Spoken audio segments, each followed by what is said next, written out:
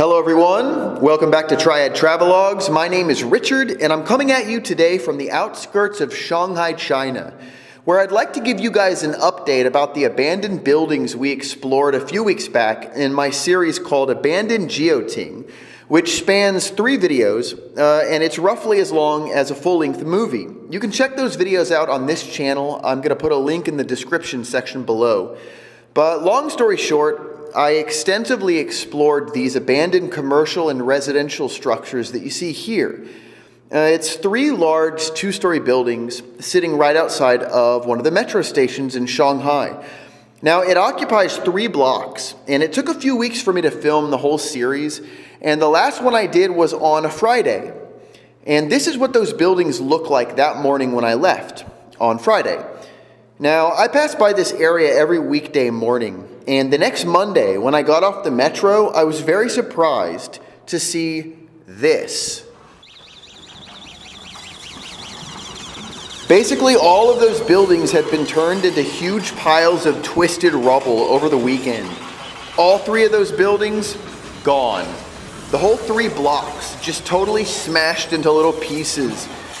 Filled with construction workers and bulldozers and trucks, all working to clean the aftermath of the demolition that took place on Saturday and Sunday.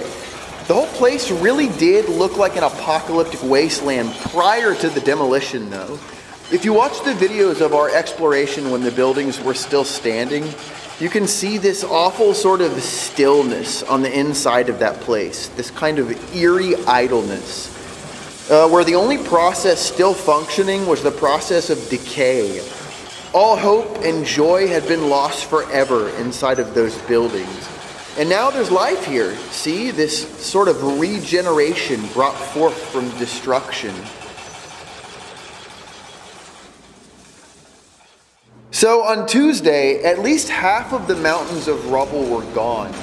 And it's really amazing how fast they were able to go from 3 large, menacing buildings sort of towering over this space to a half-empty lot in only a matter of days. The Chinese, if anything, are industrious. From my experience, it seems that they can get work done pretty fast, but a lot of the time it seems that fastness is at the expense of quality. Now, when it comes to demolition like this, I don't know enough about the process to really look at a scene like this and gauge the effectiveness of their method of demolition. But on Tuesday, I have to admit, I was impressed at how fast they were able to take those structures down and start cleaning up the rubble.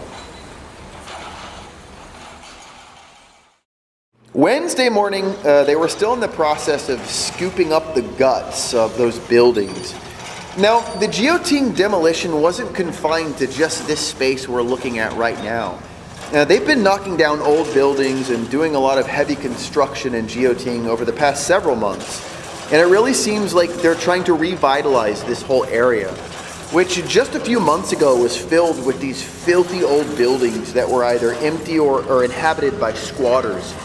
There were even a few vendors that had storefronts in these buildings. They were selling like cookies and cokes and chips and stuff. And keep in mind, most of the buildings were filled with human feces, trash, dead animals, and all manner of filth. And there were still some people who chose to live in them or do business from them.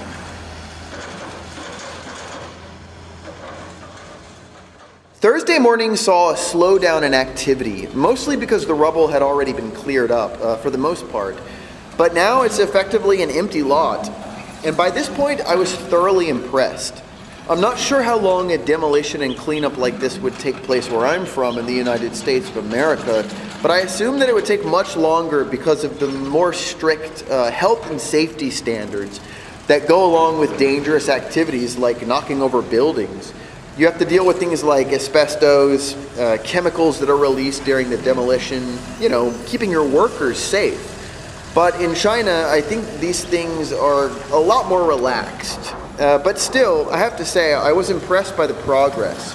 There's still a bulldozer or 2 doing some work, but the brunt of it seems to be finished. So then Friday rolls around, and the lot is totally empty.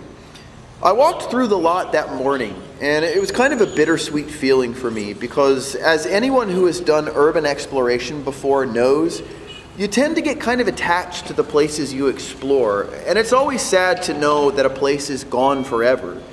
But on the other hand, these particular buildings were absolutely vile, and they definitely posed a huge health risk for this area. So ultimately, I'm glad they're gone. So Saturday morning, I saw what could possibly be described as a consequence of those relaxed health and safety standards that I spoke about a minute ago. Here is an overturned construction truck. And funny thing, that hole that it fell into is the exact same hole that I stopped to look at and made a comment about how dangerous and scary it looked if you watched the third video in the Abandoned Jiuting series.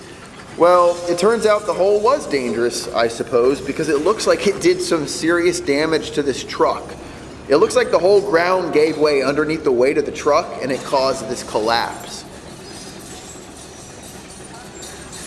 So here's the lot, and this is a week after the demolition, and you can't even really tell that the buildings were ever there. 1 week from demolition to cleanup to make the whole place into a parking lot. I thought that documenting this process every day and showing it to you guys would be a fitting conclusion to my Abandoned Jiuting series. It gives the buildings the respect they deserve, and it gives us all some closure too, I think. One day, a long time ago, those places were probably full of life. They were new, they were occupied, they were bustling, and then they died, and all of the life left them, and the decay took over. And then finally, they were laid to rest. And I like the idea that my video series was the last time anyone ever gave them a bit of enthusiastic attention and put their spirit into the permanent record. So, rest in peace, Jiuting buildings.